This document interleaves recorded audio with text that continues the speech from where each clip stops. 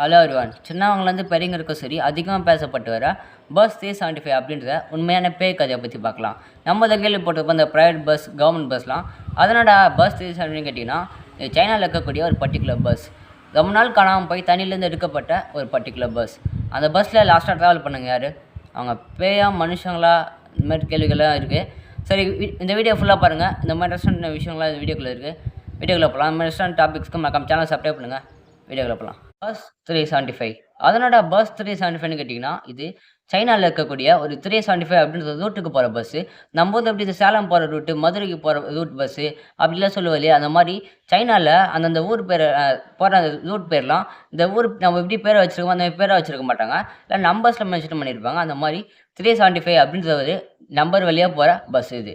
Bus பார்த்திங்கன்னா ஒரு கிராமத்தை நோக்கி போவோம் எப்பயும். நம்ம ஊரில் எப்படி கிராமத்துக்குலாம் அவ்வளோ பஸ் இருக்காது, ஒரு பஸ் தான் வரும். அந்த மாதிரி அந்த ஊருக்கு இந்த பஸ் தான் லாஸ்ட்டு பஸ்ஸு. அதனால் அந்த ஊரில் யாருனா வெளியே போகணும்னு வச்சாங்கன்னா இந்த பஸ்ஸில் தான் லாஸ்ட்டாக போவாங்க. அந்த மாதிரி அந்த ஊரில் ஒரு போயிட்டு இந்த பஸ் போய் நிற்குது. அந்த ஸ்டாப்பிங்கில் 2 பேர் ஏறுறாங்க. ஒரு வயசான பாட்டி, ஒரு யங்கான பையன். அந்த பையனுக்கு ஒரு 25 வயசு அந்த மாதிரி இருக்கும். 2 பேரும் நார்மலாக ஏறி போகிறாங்க. அந்த பஸ்ஸில் ஆல்ரெடி 2 பேர் இருக்காங்க. யாருன்னா பஸ்ஸோட டிரைவர், கண்டக்டர், 4 பேர் மொத்தம் ட்ராவல் பண்ணி போகிறாங்க. அதுக்கடுத்த ஸ்டாப்பிங் ஒரு இமாலயா மாதிரி ஒரு ஸ்டாப்பிங் வருது. அந்த ஸ்டாப்பிங்கில் ஒரு 3 பேர் ஏறுறாங்க. அந்த டிரைவர் பார்த்துட்டு பார்க்காத மாதிரி போய் இல்லைன்னு நினச்சிட்டு போகிறாரு. ஏன்னா அந்த பிளேஸ் பார்த்திங்கன்னா அந்த மாதிரி அந்த பிளேஸில் அடிக்கடி கொலை நடக்குமா, திருட்டு, நிறைய விஷயங்கள் நடக்குமா. நமக்கு எதுக்கு வம்பு, நம்ம வேலையை நம்ம வீடு தான் முக்கியம்னு சொல்லிட்டு அப்படியே போயிடலான்னு நினச்சிட்டு இருந்தார். இந்த வயசான பாட்டி அம்மா தான் பாவங்களோ எங்கள் ஊருக்காரங்க மாதிரி தெரியுது. ஆனால் அந்த பாட்டிக்கு அவங்க யாருன்னு தெரியல, சும்மா சொல்கிறாங்க.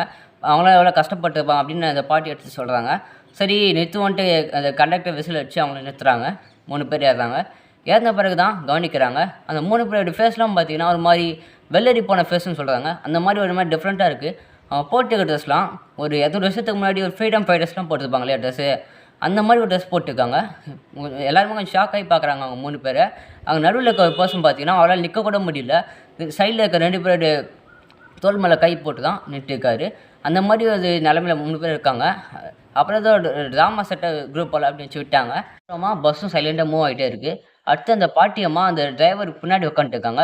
ஒரு 2 சீட்டு தள்ளி இந்த யங்கான பையன் உட்காந்துருக்கான். அந்த பாட்டியம்மா திடீர்னு என்னோட பஸ் காணும்னு சொல்லிட்டு 2 சீட் தள்ளி உட்காந்துருக்கேன். அந்த யங்கான பையனை போட்டு செம்மடி அடிக்கிறாங்க.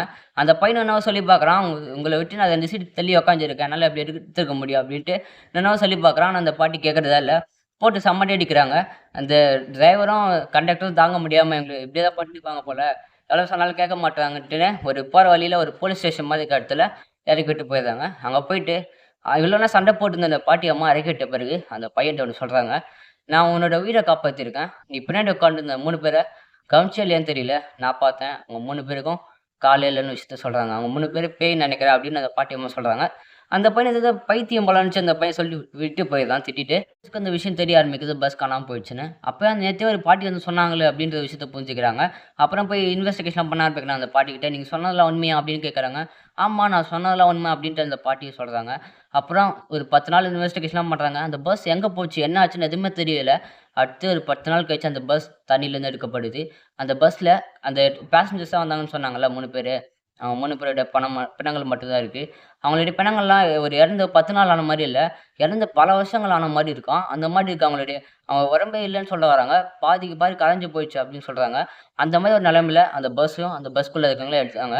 அப்போது அந்த பஸ் டிரைவரும் கண்டக்டர் எங்கே போனாங்க, என்ன ஆனாங்கன்னு எதுவுமே தெரியல இன்னைக்கு வரைக்கும். அப்போது அந்த பாட்டி அம்மா சொன்னது உண்மையா? பேய் இருக்கா இல்லையா? இதை பற்றினா நீங்கள் சொல்லுங்கள். இந்த மாதிரி டிஃப்ரெண்ட் டாபிக்ஸ்க்கு மறக்காம சேனலை சப்ஸ்கிரைப் பண்ணுங்கள், கொஞ்சம் ஷேர் பண்ணுங்கள். பாய்.